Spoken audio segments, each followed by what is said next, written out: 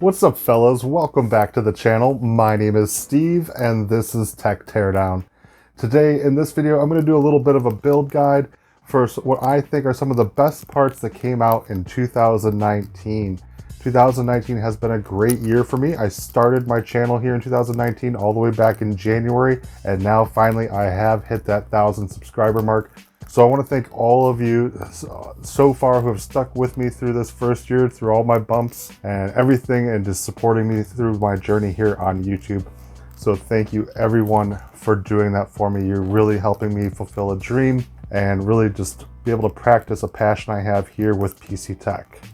So again, here in 2019, we've had a lot of fun releases that are really great for the PC gaming community, with new graphics cards and processors, motherboards, new SSDs. Everything have looked great for us.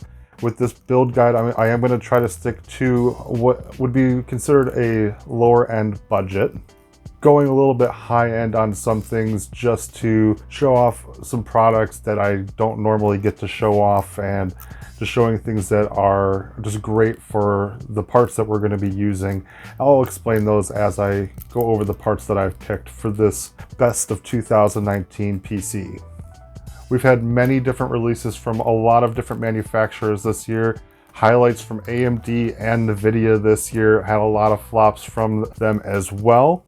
So we're going to go over the parts that I really like from each manufacturer, maybe touch on some parts that I would stay away from as well. So let's go ahead and get into it, go over the parts that I picked, and then while I'm going over those parts, I might offer you some alternatives as well. So that way we don't have to do any fanboy arguments.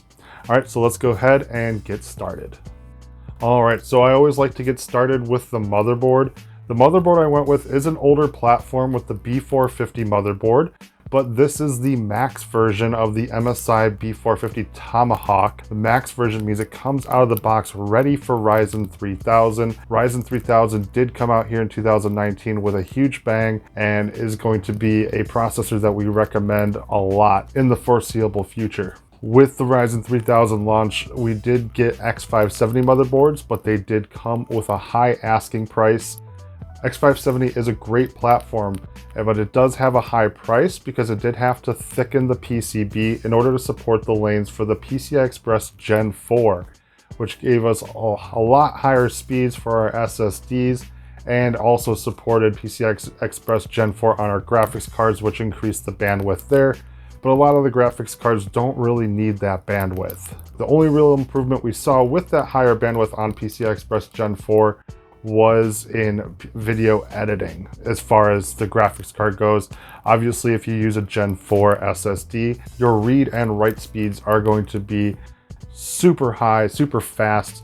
So those are going to be great for content creators, not going to help you in gaming. So if you are a content creator, I would recommend that you go with an X570 motherboard. Depending on what processor you go with is going to depend on what motherboard you go with.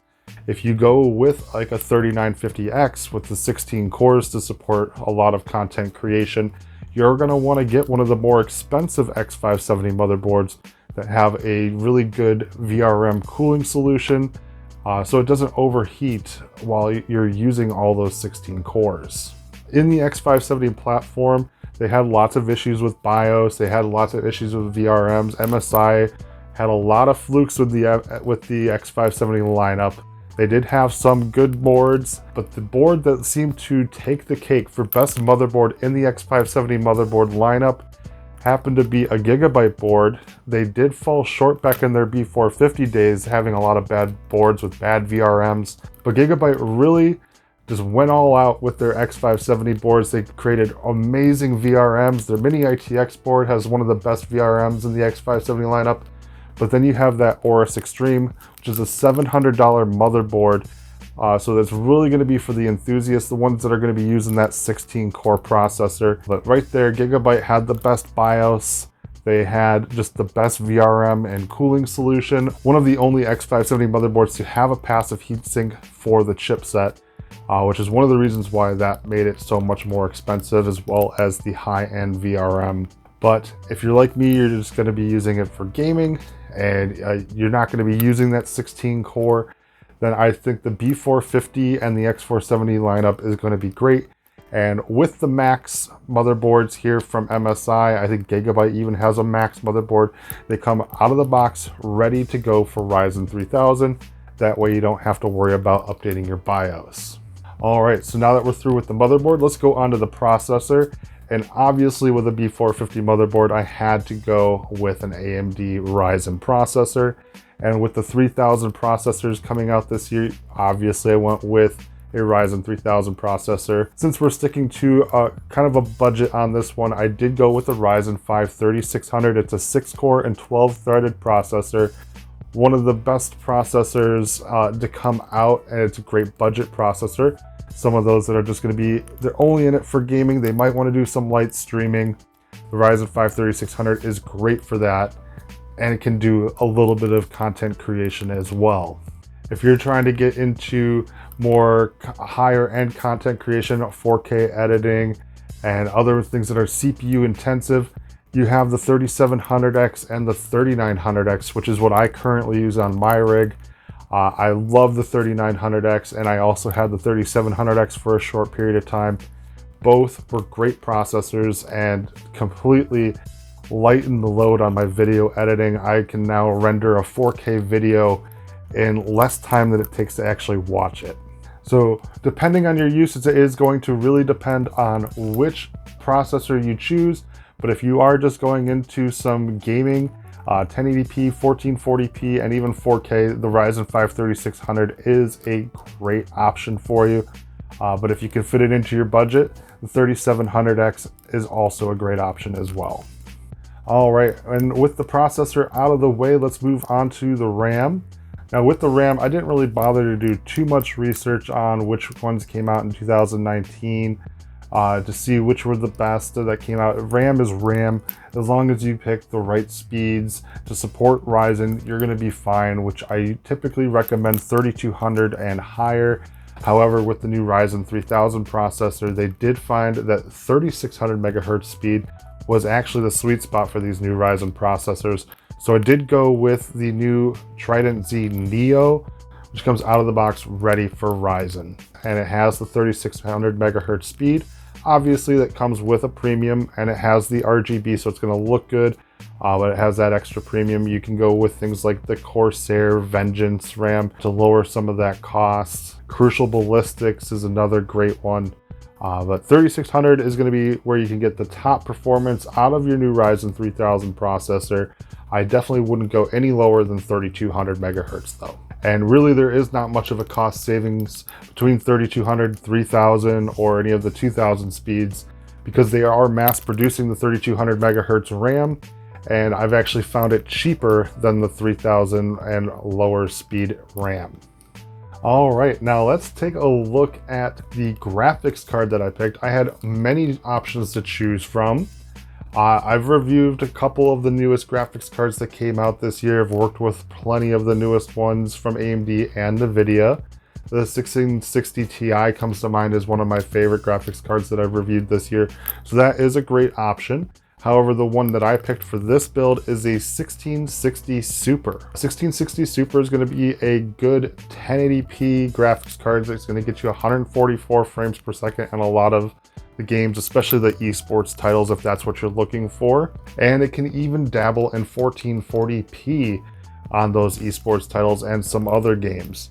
But really, it looks like it's going to be the 1080p value king if you really want to look into it and to see how it really performs. My friend Coalition Gaming did do a review of the 1660 Super, showing how it performs in games, as well as the Turing NVENC encoder helps out with streaming with that graphics card. So if you want an in-depth review on that graphics card, I will leave a link to his video in my description so you can check that out and see the actual performance numbers, because this graphics card is looking like a great option. AMD tried to compete with that graphics card as well as the 1650 Super with their newest launch, the 5500 XT, but it turns out that graphics card is quite a bust as far as value goes, competing with cards like their own RX 590 and RX 580, the RX 590 being cheaper and even outperforming the 5500 XT as well, and not even coming close to the 1660 Super. So the 5500 XT from AMD seems to be a bust. It did win over the RX 590 in power consumption as well. So if that's something you're concerned about, doesn't seem that a lot of gamers are. So the 5500 XT seems to be like it's going to be a loss for AMD. That's not to say that AMD lost this year on the graphics card side. I have tried their new Radeon 5700 XT and the RX 5700, and both graphics cards come with a great value and great performance, beating out NVIDIA on a lot of the price to performance competitions. NVIDIA did come out with some of the higher ends that compete with that 5700 XT, with graphics cards like their 2070 Super as well as their 2060 Super. The Super versions of the graphics of the RTX cards seem to saturate the market, but that did end up coming out with a great graphics card in the 2070 Super. So depending on your budget, you have lots of options to choose from that I can't say are bad. With the 2070 and 2060 Super, the 1660 Ti and the 1660 Super are all great cards from NVIDIA.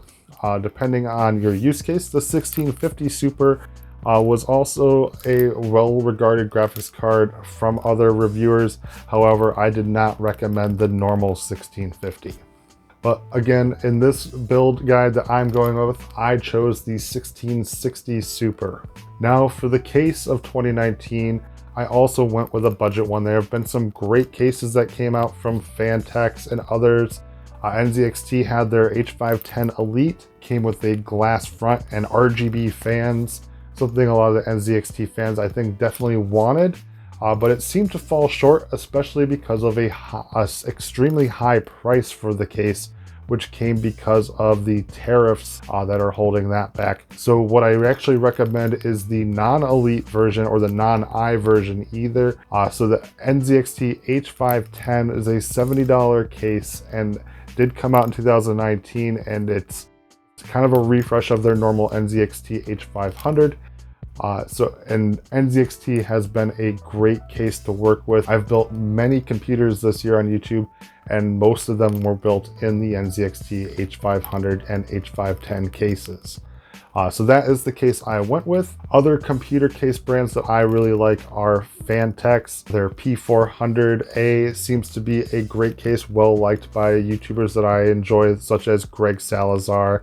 Now for the power supply for this system, I recommended a 650 watt power supply. I went with an 80 plus gold one and a fully modular one. You can definitely save money if you go with a non-modular power supply or semi-modular power supply.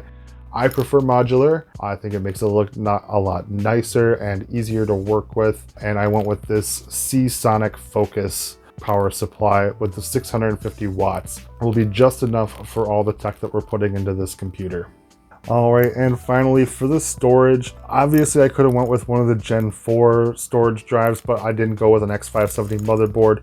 So these are definitely not new to 2019, but the storage drives that I went with are all Samsung, the 970 EVO, NVMe 1 terabyte, as well as the 2.5-inch drive version of that same Samsung 1 terabyte. The Samsung drives are tried and true, one of the best drives that you can put in your system.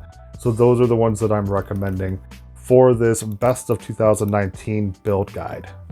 But that is it for all the parts that I've picked. Let me know down in the comments, what do you think of the parts that I went with? Would you have chosen something different? I want to take this time again to thank you all for the support so far this year. I really appreciate hitting the 1,000 subscriber mark. Appreciate all of the comments and the likes that you've given me this past year. I hope that we can grow further here in 2020. I hope you all have a great holiday. And let me know if you're building a computer. I want to see the final product, so make sure you send me a message on Twitter with pictures of your rig. I want to see the final product. If you have any questions or problems with your computers, I'm always here to help. But that's going to be it for me here. I want to thank you again for watching, and I'll see you all in the next video.